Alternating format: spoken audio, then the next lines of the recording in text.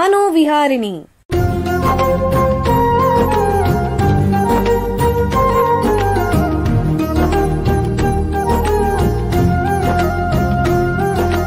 ಬೆಂಗಳೂರಿನ ನಿಮ್ಹಾನ್ಸ್ ವತಿಯಿಂದ ಮಾನಸಿಕ ಆರೋಗ್ಯ ಮತ್ತು ನರವಿಜ್ಞಾನ ಕುರಿತ ಪ್ರಾಯೋಜಿತ ಶಿಕ್ಷಣ ಮಾಲಿಕೆ.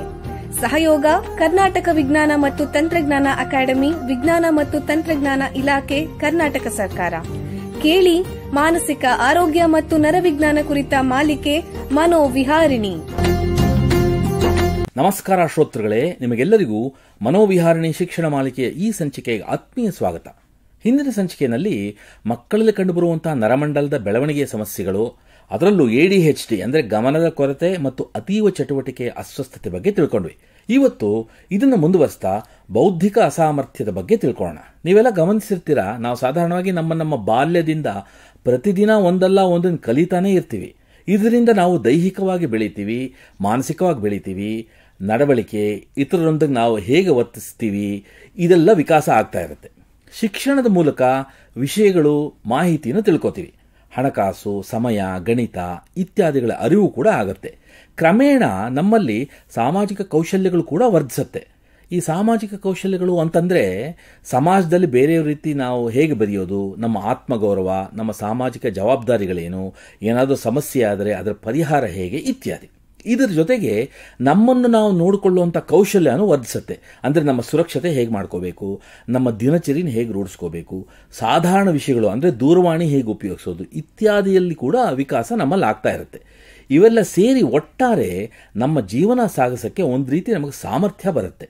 ಆದರೆ ಕೆಲವರಿಗೆ ಮೊದಲಿನಿಂದಲೂ ಅಂದರೆ ಬಾಲ್ಯದಿಂದಲೂ ಕೂಡ ಈ ಸಾಮರ್ಥ್ಯ ಗಳಿಸೋಕ್ಕೆ ಆಗೋದಿಲ್ಲ. ಬಹುಶಃ ಅವರ ಮೆದುಳಿನ ಬೆಳವಣಿಗೆಯಲ್ಲಿ ಅಂದರೆ ಅವರ ನರವಿಕಾಸದಲ್ಲಿ ಆಗುವಂಥ ಕೆಲವು ಸಮಸ್ಯೆಗಳಿಂದ ಅವರಿಗೆ ಈ ರೀತಿ ಅಸಾಮರ್ಥ್ಯ ಉಂಟಾಗುತ್ತೆ. ಇಂತಹ ಒಂದು ಅಸಾಮರ್ಥ್ಯಕ್ಕೆ ಬೌದ್ಧಿಕ ಅಸಾಮರ್ಥ್ಯ ಅಂತ ತಜ್ಞರು ಹೇಳ್ತಾರೆ. ಮಕ್ಕಳಲ್ಲಿ ಕಂಡುಬರುವಂತಹ ನರವಿಕಾಸದ ಪ್ರಮುಖ ಕಾಯಿಲೆಗಳಲ್ಲಿ ಒಂದಾದ ಬೌದ್ಧಿಕ ಅಸಾಮರ್ಥ್ಯದ ಬಗ್ಗೆ ನಮಗೆ ಹೆಚ್ಚಿನ ಮಾಹಿತಿ ಕೊಡೋಕ್ಕೆ ನಿಮ್ಹಾನ್ಸ್ನ ನರ್ಸಿಂಗ್ ಅಂದರೆ ಶುಶ್ರೂಷಾ ವಿಭಾಗದಲ್ಲಿ ಸೇವೆ ಸಲ್ಲಿಸ್ತಾ ಇರುವಂತಹ ತಜ್ಞರು, ಪ್ರಾಧ್ಯಾಪಕರಾಗಿರುವಂತಹ ಡಾಕ್ಟರ್ ಜಿ ರಾಧಾಕೃಷ್ಣನ್ ಅವರು ಬಂದಿದ್ದಾರೆ. ಬನ್ನಿ ಅವ್ರನ್ನ ಸ್ವಾಗತಿಸೋಣ. ನಮಸ್ಕಾರ ಡಾಕ್ಟರ್ ರಾಧಾಕೃಷ್ಣನ್ ಅವರೇ, ನಿಮಗೆ ಈ ಕಾರ್ಯಕ್ರಮಕ್ಕೆ ಸ್ವಾಗತ. ನಮಸ್ಕಾರ ಸರ್. ಡಾಕ್ಟರ್ ರಾಧಾಕೃಷ್ಣನ್ ಅವರೇ, ನಿಮಗೆ ಮೊದಲನೇ ಪ್ರಶ್ನೆ ಏನು ಅಂತಂದರೆ, ಈ ಬೌದ್ಧಿಕ ಅಸಾಮರ್ಥ್ಯ ಅಂತಂದರೆ ಇಂಟೆಲೆಕ್ಚುಯಲ್ ಡಿಸಬಿಲಿಟಿ ಅಂತಾರಲ್ಲ, ಹಂಗಂದ್ರೆ ಏನು? ಈ ಇಂಟೆಲೆಕ್ಚುಯಲ್ ಡಿಸಬಿಲಿಟಿ ನಾವೇನು ಕರೀತೀವಲ್ಲ, ಅದು ಮುಂಚೆ ಮೆಂಟಲ್ ರಿಟಾರ್ಡೇಷನ್, ಬುದ್ಧಿ ಮಾಂದ್ಯತೆ ಅಂದ್ರೆ ಮೊದಲು ಬುದ್ಧಿ ಮಾಂದ್ಯತೆ ಅಂತ ಇದ್ರು, ಇದನ್ನ ಅಂತ ಇದ್ರು. ಈಗ ನಾವು ಇಂಟೆಲೆಕ್ಚುಯಲ್ ಡಿಸಬಿಲಿಟಿ ಅಥವಾ ಬೌದ್ಧಿಕ ಅಸಾಮರ್ಥ್ಯ ಅಂತ ಕರಿತೀವಿ. ಸರಿ ಸರಿ. WHO ವರ್ಲ್ಡ್ ಹೆಲ್ತ್ ಆರ್ಗನೈಸೇಷನ್ ಪ್ರಕಾರ, ವಿಶ್ವ ಆರೋಗ್ಯ ಸಂಸ್ಥೆ ಪ್ರಕಾರ ಈ ತರನೇ ಕರಿಬೇಕು. ಇದರಲ್ಲಿ ಏನಾಗುತ್ತಂದ್ರೆ 3 ಮುಖ್ಯ ಅಂಶಗಳಿದೆ. ಒಂದು, ಅವ್ರಿಗೆ ಸಮಸ್ಯೆಗಳು ಎಲ್ಲೆಲ್ಲಿ ಬರುತ್ತಂದ್ರೆ thinking, learning and daily task ಅಂತ ಕರಿತೀವಿ. ಅಂದ್ರೆ ಯೋಚನೆ ಮಾಡೋದು, ಯಾವ ವಿಷಯ ಕಲಿಯೋದು ಮತ್ತು ದಿನನಿತ್ಯದಲ್ಲಿ ಮಾಡುವಂತ ಚಟುವಟಿಕೆ ಸಮಸ್ಯೆ ಆಗುತ್ತೆ ಈ ಮಕ್ಕಳಲ್ಲಿ.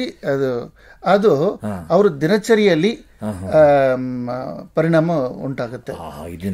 ಒಂದು ಶರ್ಟ್ ಪ್ಯಾಂಟ್ ಹಾಕೋದಿರಲಿ, ಎಲ್ಲ ರೋಡ್ ಕ್ರಾಸ್ ಮಾಡುವುದಿರಲಿ, ಇಲ್ಲ ಶಾಲೆಗೆ ಹೋಗೋದು, ಶಾಲೆಯಲ್ಲಿ ಕಲಿಯೋದು, ಅಲ್ಲಿ ಕೊಡುವ ಒಂದು ಸಣ್ಣ ಮ್ಯಾಥ್ಸ್ ಪ್ರಾಬ್ಲಮ್ ಆಗಲಿ, ಏನಾಗಲಿ, ಇದು ಅರ್ಥ ಮಾಡಿಕೊಂಡು ಸಾಲ್ವ್ ಮಾಡೋದು ಅವ್ರಿಗೆ ತೊಂದರೆ ಆಗುತ್ತೆ. ಸಣ್ಣ ಪುಟ್ಟ ವಿಷಯಗಳನ್ನು ಕೂಡ ಅವರಿಗೆ ಸಮಸ್ಯೆ ಆಗಬಹುದು. ಈ ಸಮಸ್ಯೆಗಳು ಅದನ್ನ ಅವರ IQ ಮೇಲೆ ಡಿಪೆಂಡ್ ಆಗುತ್ತೆ. IQ ಅಂದ್ರೆ ಅವರ ಬುದ್ಧಿಯ ಪ್ರಮಾಣ, ಇಂಟೆಲಿಜೆಂಟ್ ಕೋಶನ್ ಅಂತ ಕರಿತೀವಿ ನಾವು. Intelligent question. ಸರಿ ಸರಿ. ಸೊ ಆ ಅಂಶ ಮೇಲೆ ಡಿಪೆಂಡ್ ಆಗುತ್ತೆ. ಅಂದ್ರೆ ಸಾಧಾರಣವಾಗಿ ನಿಮ್ಮಲ್ಲಿ ಆರೋಗ್ಯವಂತ ವ್ಯಕ್ತಿಗಳಲ್ಲಿ ಬುದ್ಧಿ ಸರಿ ಇರುವಂತಹ ಮಕ್ಕಳಲ್ಲಿ ಇರುವಂತಹ IQಗಿಂತ ಕಡಿಮೆ ಇರುತ್ತೆ ಈ ಬೌದ್ಧಿಕ ಅಸಾಮರ್ಥ್ಯ ಇರೋರಲ್ಲಿ. ಸರಿ ಸರಿ. ಈ IQ ಬೇರೆ ಬೇರೆ ಲೆವೆಲ್ ಅಲ್ಲಿ ನಾವು ಮಟ್ಟದಲ್ಲಿ ಕ್ಲಾಸಿಫೈ ಮಾಡ್ತೀವಿ. ಅಂದ್ರೆ ಇದರ ಆಧಾರದ ಮೇಲೆ ಯಾವ ತರ ಇರ್ಬೋದು, ಯಾವ್ಯಾವ ರೀತಿ ಇರ್ಬೋದು ಈ ಬೌದ್ಧಿಕ ಅಸಾಮರ್ಥ್ಯ? ಸರ್, ಇದು 4 ತರಗತಿಯಲ್ಲಿ ನಾವು ಲೆವೆಲ್ ಅಲ್ಲಿ ಡಿವೈಡ್ ಮಾಡ್ತೀವಿ. ಒಂದು ಮೈಲ್ಡ್ ಇಂಟೆಲೆಕ್ಚುಯಲ್ ಡಿಸಬಿಲಿಟಿ ಅಂತ ಕರಿತೀವಿ, ಮೈಲ್ಡ್ ಅಂದ್ರೆ ಸೌಮ್ಯವಾಗಿರುತ್ತೆ. ಎರಡನೇದು ಮಾಡರೇಟ್ ಇಂಟೆಲೆಕ್ಚುಯಲ್ ಡಿಸಬಿಲಿಟಿ ಅಂತ ಕರಿತೀವಿ, ಅಂದ್ರೆ ಮಧ್ಯಮ. ಮೂರನೇದು ಸಿವಿಯರ್ ಇಂಟೆಲೆಕ್ಚುಯಲ್ ಡಿಸಬಿಲಿಟಿ, ತೀವ್ರವಾಗಿರೋದು. ಇನ್ನೂ ಒಂದು ಪ್ರೊಫೌಂಡ್ ಇಂಟೆಲೆಕ್ಚುಯಲ್ ಡಿಸಬಿಲಿಟಿ ಅಂತ ಅತಿ ತೀವ್ರ, ಅಂದ್ರೆ ಇವರಲ್ಲಿ ತುಂಬಾ ಕಡಿಮೆ IQ ಇರುತ್ತೆ ಮಕ್ಕಳಲ್ಲಿ. ತೀವ್ರ ಬೌದ್ಧಿಕ ಅಸಾಮರ್ಥ್ಯ ಇರುತ್ತೆ. ಸರಿ. ಈ ಐಕ್ಯೂ ಮೇಲೆ ಅವರದ್ದು ಬೆಳವಣಿಗೆಯೂ ಪರಿಣಾಮ ಇರ್ತದೆ. ಸರಿ ಸರಿ. ಹಾಗಾದ್ರೆ ಮೈಲ್ಡ್ ಇಂಟೆಲೆಕ್ಚುಯಲ್ ಡಿಸಬಿಲಿಟಿ ನಾವೇನು ಕರೀತೀವಲ್ಲ, ಅವರು ಎಜುಕಬಲ್ ಅಂತ ಕರೀತೀವಿ ನಾವು. ಒಂದು ಮಟ್ಟದವರೆಗೆ ಅವ್ರಿಗೆ ಶಿಕ್ಷಣ ಕೊಡಬಹುದು. ಸರಿ ಸರಿ. ಅವರು ದೊಡ್ಡ ದೊಡ್ಡ ಕಾರ್ಯ ನಿರ್ವಹಿಸ ಇಲ್ಲದ್ರೆ ಕೂಡ ಒಂದು ಮಟ್ಟದವರೆಗೆ ಅಂದ್ರೆ ಒಂದು ಹೈಸ್ಕೂಲ್ ವರೆಗೂ ಕಲಿತಾರೆ. ಬೇಸಿಕ್ ಕಾನ್ಸೆಪ್ಟ್ ಅಂಡರ್ಸ್ಟ್ಯಾಂಡ್ ಮಾಡ್ಕೊಡ್ತಾರೆ. ಬೇಸಿಕ್ ಸಣ್ಣ ಪುಟ್ಟ ವಿಷಯಗಳಲ್ಲಿ ಅರ್ಥ ಮಾಡ್ಕೊಳ್ತಾರೆ. ಅಂದ್ರೆ ಮಾಡರೇಟ್ ಅಲ್ಲಿ ಹೇಗೆ? ಮಾಡರೇಟ್ ಅಲ್ಲಿ ಅವ್ರಿಗೂ ಟ್ರೈನಬಲ್ ಅಂತ ಕರಿತೀವಿ ನಾವು. ಅಂದ್ರೆ ಶಿಕ್ಷಣ ಕೊಡಕ್ಕಾಗ್ದೇನು ಸಣ್ಣ ಪುಟ್ಟ ಕೆಲಸ ಮಾಡಕ್ ಅವ್ರಿಗೆ ಕೆಲಸ ಮಾಡೋದು, ರುಟೀನ್ ಕೆಲಸ ಮಾಡೋಕೆ ಆಗುತ್ತೆ ಅವ್ರಿಗೆ. ರುಟೀನ್ ಕೆಲಸಗಳು ಅವ್ರು ಮಾಡ್ಕೊಂಡು ಇರ್ಬೋದು. ಸಿವಿಯರ್ ಮತ್ತು ಪ್ರೊಫೌಂಡ್ ಇಂಟೆಲೆಕ್ಚುಯಲ್ ಡಿಸಬಿಲಿಟಿ ಇರೋರು ಕಂಪ್ಲೀಟ್ಲಿ ಡಿಪೆಂಡೆಂಟ್ ಆಗುತ್ತಾರೆ.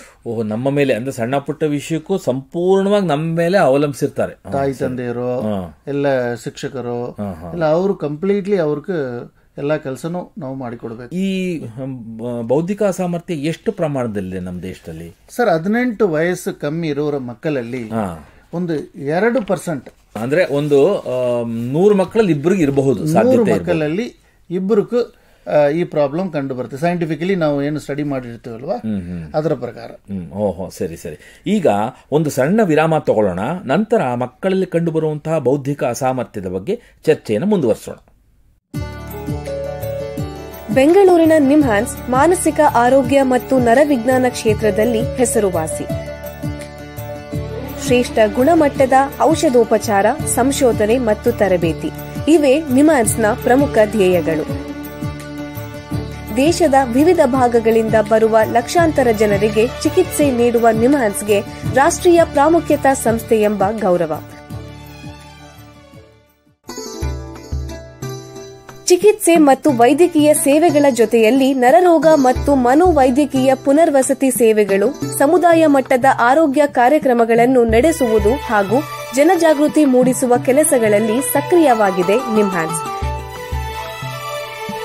ಈ ನಿಟ್ಟಿನಲ್ಲಿ ಆಕಾಶವಾಣಿಯ ಶ್ರೋತೃಗಳಿಗೆ ನರಮಂಡಲ ಮತ್ತು ಮಾನಸಿಕ ಆರೋಗ್ಯದ ಬಗ್ಗೆ ಉಪಯುಕ್ತ ಮಾಹಿತಿ ನೀಡುವುದೇ ಕರ್ನಾಟಕ ವಿಜ್ಞಾನ ಮತ್ತು ತಂತ್ರಜ್ಞಾನ ಅಕಾಡೆಮಿಯ ಸಹಯೋಗದೊಂದಿಗೆ ಮೂಡಿಬರುತ್ತಿರುವ ಈ ಮನೋವಿಹಾರಿಣಿ ಶಿಕ್ಷಣ ಮಾಲಿಕೆಯ ಮೂಲ ಉದ್ದೇಶ. ವಿರಾಮದ ನಂತರ ಮನೋವಿಹಾರಣಿಯ ಈ ಸಂಚಿಕೆಗೆ ನಿಮಗೆಲ್ಲರಿಗೂ ಮತ್ತೊಮ್ಮೆ ಸ್ವಾಗತ. ವಿರಾಮಕ್ಕೆ ಮುಂಚೆ ಮಕ್ಕಳಲ್ಲಿ ಕಂಡುಬರುವಂತಹ ಬೌದ್ಧಿಕ ಅಸಾಮರ್ಥ್ಯದ ಬಗ್ಗೆ ನಿಮ್ಹಾನ್ಸ್ನ ತಜ್ಞರಾದ ಡಾಕ್ಟರ್ ರಾಧಾಕೃಷ್ಣನ್ ಅವರ ಹತ್ರ ಮಾತಾಡ್ತಾ ಇದ್ವಿ. ಈಗ ಈ ಚರ್ಚೆಯನ್ನು ಮುಂದುವರಿಸೋಣ. ಡಾಕ್ಟ್ರೇ, ಈ ಬೌದ್ಧಿಕ ಅಸಾಮರ್ಥ್ಯ ಅಂತಿದೆಯಲ್ಲ, ಇದು ಹೇಗುಂಟಾಗುತ್ತೆ? ದಯವಿಟ್ಟು ತಿಳಿಸ್ಕೊಡಿ. ಸರ್, ಇದು ಬೇರೆ ಬೇರೆ ಕಾರಣಗಳಂತ ಉಂಟಾಗುತ್ತೆ.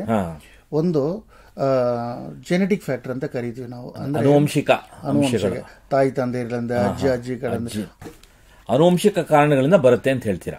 ಸರಿ ಸರಿ. ಎರಡನೇದು ದ ಮೇಜರ್ ಕಾರಣ ಕಾಸಸ್ ನಾವೇನು ಹೇಳ್ತೀವಿ ಅಂದ್ರೆ, ಹೆರಿಗೆ ಮುಂಚೆ ಮಗು ಹೊಟ್ಟೆ ಒಳಗೆ ಇರುವಾಗ ಅಥವಾ ಹೆರಿಗೆ ಸಮಯದಲ್ಲಿ, ಆ ಹೆರಿಗೆ ಆನಂತರ ಉಂಟಾಗಿರುವ ಬೇರೆ ಬೇರೆ ಸಮಸ್ಯೆಗಳಿಂದ, ಅಂದ್ರೆ ಮಗು ಹುಟ್ಟಕ್ ಮುಂಚೆ ಅಥವಾ ಪ್ರಸವದ ಸಂದರ್ಭದಲ್ಲಿ ಅಥವಾ ನಂತರ ಯಾವ ಬೇಕಾದ್ರೆ ಆಗ್ಬಹುದು, ಯಾವ ಬೇಕಾದ್ರೆ ಸಮಸ್ಯೆಗಳಾದ್ರೆ, ಅದು ಇನ್ಫೆಕ್ಷನ್ ಆಗಿರ್ಬೋದು, ಇಂಜುರಿಗಳಾಗಿರ್ಬೋದು, ಪೋಷಕ ಕೊರತೆ ಇರ್ಬೋದು, ಪೋಷಕಾಂಶದ ಕೊರತೆ, ಮತ್ತೆ ಹೆವಿ ಮೆಟಲ್ ಟಾಕ್ಸಿನ್ ಅಂತ ಕರೀತೀವಿ ನಾವು, ವಿಷಕಾರಿ ಅಂಶಗಳು, ರೇಡಿಯೇಷನ್ ಇರ್ಬೋದು. ಸೊ ಮಗು ಹುಟ್ಟಿದ ಮೇಲೆ ಅವ್ರಿಗೆ ಸಿಗದೇ ಇರುವ ಸ್ಟಿಮ್ಯುಲೇಷನ್ಸ್ ಪ್ರಾಪರ್ ಇರಬೇಕು ಅವ್ರಿಗೆ. ತಂದೆ ತಾಯಿ ಬಾಂಧವ್ಯ, ಮಕ್ಕಳ ಜೊತೆ ಬಾಂಧವ್ಯ ಇರೋದು, ಪ್ಲೇ ಮೆಟೀರಿಯಲ್ಸ್, ಇವೆಲ್ಲ ಆಟ ಸಾಮಾನು ಕೊಟ್ಟಿದ್ರೆ ಅದರಿಂದ ಅವರು ಆಟ ಆಡ್ಕೋತಾರಲ್ಲ, ಈ ಒಂದು ರೀತಿ ಪ್ರಚೋದನೆ ಅವ್ರಿಗೆ ಇಲ್ಲದೆ ಹೋದ್ರೆ ಆಗುತ್ತೆ. ಅದನ್ನ ನಾವು ನ್ಯೂರಲ್ ಸ್ಟಿಮ್ಯುಲೆ ಅಂತ ಕರಿತೀವಿ ನಾವು, ಸೆನ್ಸರಿ ನ್ಯೂರಲ್ ಸ್ಟಿಮ್ಯುಲೆ.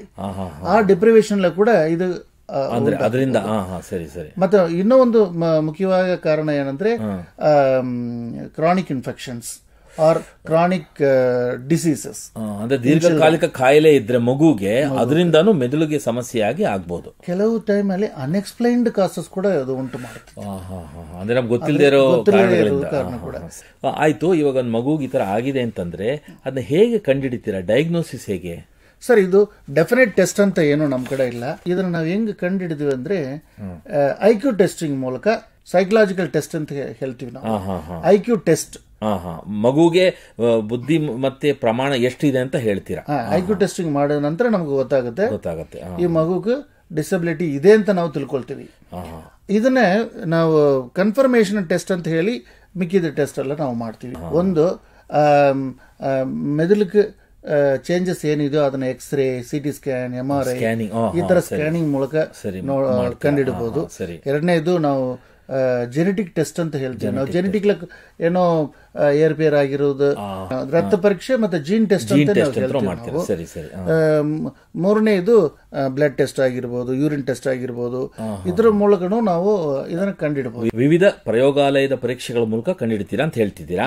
ಆದ್ರೆ ಯಾವ್ದಾದ್ರು ಹುಟ್ಟೋ ಮಗು ಹುಟ್ಟಕ್ಕಿಂತ ಮುಂಚೆನೆ ಬಹುಶಃ ಈ ಮುಂದೆ ಭವಿಷ್ಯದಲ್ಲಿ ಈ ರೀತಿ ಬೌದ್ಧಿಕ ಅಸಾಮರ್ಥ್ಯ ಇರಬಹುದೇನೋ ಆಗ್ಬೋದೇನೋ ಅಂತ ನೀವು ಊಹಿಸಕ್ ಸಾಧ್ಯನಾ? ಸರ್, ಸಾಧ್ಯ ಇದೆ.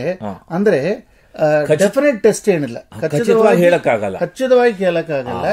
ಈ ಟೆಸ್ಟ್ ಮಾಡಿದ್ರೆ ಇದು ಗೊತ್ತಾಗ್ಬಿಡುತ್ತೆ ಅಂತ ಇಲ್ಲ. ಬೇರೆ ನಾವು ಇದು ಗೊತ್ತಾಗುತ್ತೆ ಈ ತರ ಇರಬಹುದು ಅಂತ ಮಾಡಬಹುದು. ಅಂದ್ರೆ ಅದಕ್ಕೂ ಪರೀಕ್ಷೆಗಳಿದೆ. ಅವೇ ನಾವು ಅಲ್ಟ್ರಾಸೋನೋಗ್ರಫಿ ಮಾಡಿ ನೋಡಬಹುದು.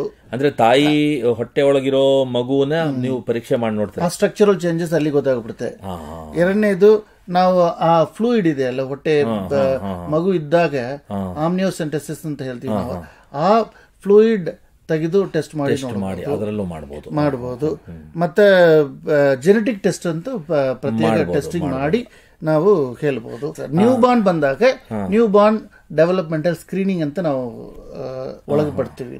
ಇದು ಒಂದು ಬಿಫೋರ್ ಡೆಲಿವರಿ, ನಂತರ ಆಫ್ಟರ್ ಡೆಲಿವರಿ ಅಂತ ಬಂದಾಗ ಡೆವಲಪ್ಮೆಂಟಲ್ ಸ್ಕ್ರೀನಿಂಗ್ ಪರೀಕ್ಷೆ ಮಾಡ್ತೀರಾ. ಸರಿ. ಆದ್ರೆ ಇವಾಗ ಮಗುಗೆ ಈಗ ಬೌದ್ಧಿಕ ಅಸಾಮರ್ಥ್ಯ ಇದೆ ಅಂತ ಖಚಿತ ಆಗೋಗಿದೆ ಅನ್ಕೊಳ್ಳಿ, ಒಂದು ಮಗು ಬಂದಿದೆ, ಅದನ್ನ ಹೇಗೆ ನೀವು ಟ್ರೀಟ್ಮೆಂಟ್ ಕೊಡ್ತೀರಾ? ಚಿಕಿತ್ಸೆ ಹೇಗೆ?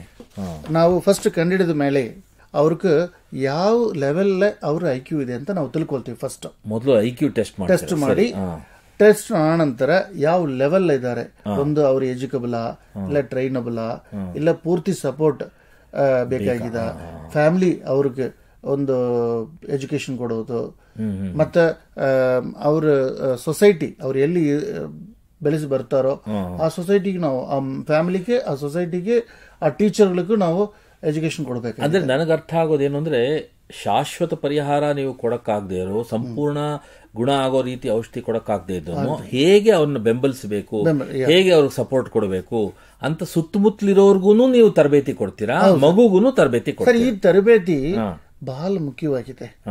ಇಲ್ಲದ್ರೆ ಆ ಮಗುಗೆ ಅದು ತೊಂದರೆ ಹೆಚ್ಚಾಗುತ್ತೆ. ಕೆಲವು ಸಪೋರ್ಟಿವ್ ಟ್ರೀಟ್ಮೆಂಟ್ ಅಂತ ಹೇಳ್ತೀವಿ, ಲೈಕ್ ವಿಟಮಿನ್ ಕೊಡೋದಾಗಿರ್ಲಿ, ಪೋಷಕ ನ್ಯೂಟ್ರಿಷನ್ ಕೊಡೋದಾಗಿರ್ಲಿ, ಇವೆಲ್ಲ ನಾವು ಮಾಡ್ತೀವಿ. ಈಗ ಯಾರಿಗಾದ್ರೂ ಇದ್ರ ಬಗ್ಗೆ ಹೆಚ್ಚಿನ ಮಾಹಿತಿ ಬೇಕು ಅಥವಾ ಮಗುನೇ ತೋರಿಸಬೇಕು ಅಂದ್ರೆ ಎಲ್ಲಿಗೆ ಹೋಗ್ಬೇಕು? ಅವರು ಹತ್ತಿರ ಇರುವ ಪ್ರಾಥಮಿಕ ಆರೋಗ್ಯ ಕೇಂದ್ರ ಇರ್ಬೋದು, ಎಲ್ಲ ಪಕ್ಕದಲ್ಲಿ ಇರುವ ಡಿಸ್ಟ್ರಿಕ್ಟ್ ಹಾಸ್ಪಿಟಲ್ ಇರ್ಬೋದು, ಇಲ್ಲ ಮೆಡಿಕಲ್ ಕಾಲೇಜ್ ಹಾಸ್ಪಿಟಲ್ ಇರ್ಬೋದು, ಅಥವಾ ನಿಮ್ಹಾನ್ಸ್ ತರ ಒಂದು ಸೈಕ್ಯಾಟ್ರಿಕ್ ಹಾಸ್ಪಿಟಲ್, ದೊಡ್ಡ ಹಾಸ್ಪಿಟಲ್ ಇರ್ಬೋದು, ಎಲ್ಲಿ ಬೇಕಾದ್ರೂ ಹೋಗ್ಬೋದು. ಬಟ್ ಮೊದಲನೇ ಆಗಿ ಕಮ್ಯುನಿಟಿ ನರ್ಸಸ್ ಮನೆಗೆ ಬರ್ತಾರೆ, ಅವ್ರ ಕಡೆನೂ ನಾವು ಇದನ್ನೇ ಸಮಸ್ಯೆಗಳೇ ಹಂಚ್ಕೋಬಹುದು, ತೋರಿಸಬಹುದು. ಅವರು ಪ್ರಾಪರ್ ರೆಫರಲ್ ಅರೇಂಜ್ ಮಾಡ್ತಾರೆ. ನೋಡಿ, ಬಹಳ ಮುಖ್ಯವಾದ ಮತ್ತು ಗಂಭೀರವಾದ ವಿಷಯದ ಬಗ್ಗೆ ಹೇಳ್ತಾ ಇದ್ದೀರಾ ಡಾಕ್ಟರ್ ರಾಧಾಕೃಷ್ಣನ್ ಅವರೇ. ಎಲ್ಲ ಕೇಳುಗರಿಗೆ ಮಕ್ಕಳಲ್ಲಿ ಕಂಡುಬರುವಂತಹ ಬೌದ್ಧಿಕ ಅಸಾಮರ್ಥ್ಯದ ಬಗ್ಗೆ ಉಪಯುಕ್ತ ಮಾಹಿತಿ ನೀಡಿದ್ದೀರಾ. ನಿಮಗೆ ಎಲ್ಲರ ಪರವಾಗಿ ಧನ್ಯವಾದಗಳು. ನಮಸ್ಕಾರ. ಧನ್ಯವಾದಗಳು ಸರ್. ಶ್ರೋತೃಗಳೇ, ಮಾನಸಿಕ ಆರೋಗ್ಯ ಮತ್ತು ನರವಿಜ್ಞಾನದ ಬಗ್ಗೆ ಇನ್ನೂ ಹೆಚ್ಚಿನ ಮಾಹಿತಿಯೊಂದಿಗೆ ಮನೋವಿಹಾರಣಿಯ ಮುಂದಿನ ಸಂಚಿಕೆಯಲ್ಲಿ ಭೇಟಿಯಾಗೋಣ. ನಮಸ್ಕಾರ. ಇಲ್ಲಿಯವರೆಗೆ ಬೆಂಗಳೂರಿನ ನಿಮ್ಹಾನ್ಸ್ ವತಿಯಿಂದ ಮಾನಸಿಕ ಆರೋಗ್ಯ ಮತ್ತು ನರವಿಜ್ಞಾನ ಕುರಿತ ಪ್ರಾಯೋಜಿತ ಶಿಕ್ಷಣ ಮಾಲಿಕೆ ಮನೋವಿಹಾರಿಣಿ ಕೇಳಿದಿರಿ. ಸಹಯೋಗ ಕರ್ನಾಟಕ ವಿಜ್ಞಾನ ಮತ್ತು ತಂತ್ರಜ್ಞಾನ ಅಕಾಡೆಮಿ, ವಿಜ್ಞಾನ ಮತ್ತು ತಂತ್ರಜ್ಞಾನ ಇಲಾಖೆ, ಕರ್ನಾಟಕ ಸರ್ಕಾರ. ನೆರವು ಮಾನಸಿಕ ಆರೋಗ್ಯ ಶಿಕ್ಷಣ ವಿಭಾಗ, ನಿಮ್ಹಾನ್ಸ್ ಹಾಗೂ ನಿವೇದಿತಾ BS, ನಿಮ್ಹಾನ್ಸ್. ಸಂಗೀತ ಸಂಯೋಜನೆ ಕೆ ಕಲ್ಯಾಣ್. ಪರಿಕಲ್ಪನೆ, ನಿರೂಪಣೆ ಮತ್ತು ನಿರ್ಮಾಣ ಡಾಕ್ಟರ್ MM ಶ್ರೀನಿವಾಸ್ ಭರತ್, ನಿಮ್ಹಾನ್ಸ್. ನಿಮ್ಮ ಸಂದೇಶಗಳನ್ನು ಕಳಿಸಬೇಕಾದ ದೂರವಾಣಿ ಸಂಖ್ಯೆ 7891105524 7899105524. ವಾಟ್ಸ್ಆಪ್ ಸಂದೇಶಗಳು ಮಾತ್ರ. ಈ ಕಾರ್ಯಕ್ರಮದ ಮುಂದಿನ ಸಂಚಿಕೆ ಮುಂದಿನ ವಾರ ಇದೇ ಸಮಯಕ್ಕೆ ಮನೋವಿಹಾರಿಣಿ ಮಾಲಿಕೆಯಲ್ಲಿ.